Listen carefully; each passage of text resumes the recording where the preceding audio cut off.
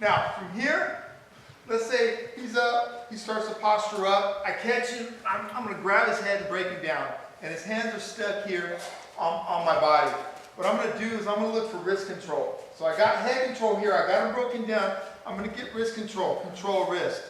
From here, what I'm going to do is I'm going to push his wrist towards my groin, down here. Push his wrist, I'm going to extend my hips up. Notice that my hips are coming, my butt's up off the ground. So from here, what I want to do is I want to stretch him out with my hips and push my arm into the center between my legs.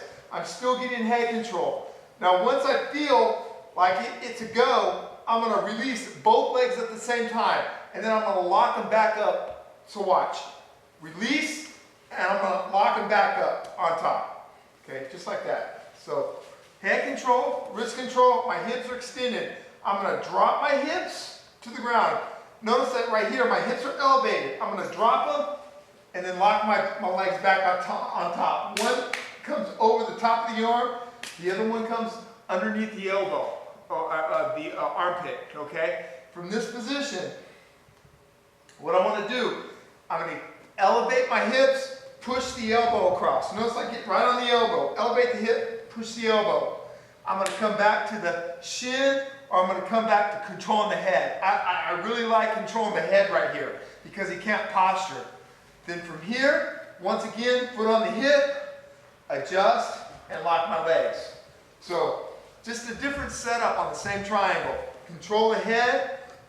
I'm going to drive my hips away, push the arm between my legs. I'm going to collapse my hips down. Both legs are going to come up right here and lock. Both hands to the head. Okay, his arm's already passed now. If his arm's out here, I'm just going to elevate my hips, put it across, grab the head. Foot on the hip, here. Notice one thing. When I'm here, I want to get this leg to clear the shoulder. I don't want to lock here and get a piece of his shoulder here because I'm not going to have a tight choke. So from here, watch.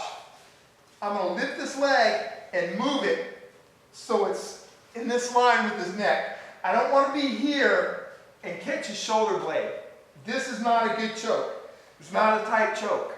It's going to be tighter is if I can clear that shoulder blade. Now, I got nothing but neck here. You guys see that? See the difference between your leg being here and your leg being over here? It's a tighter choke. Now, once I do this, I'm going to collapse my hips and squeeze. That's all I have to do. Notice what this foot does. This foot goes that way. It makes it tighter. This foot goes out. Comes all the way across the neck, and the foot goes out that way.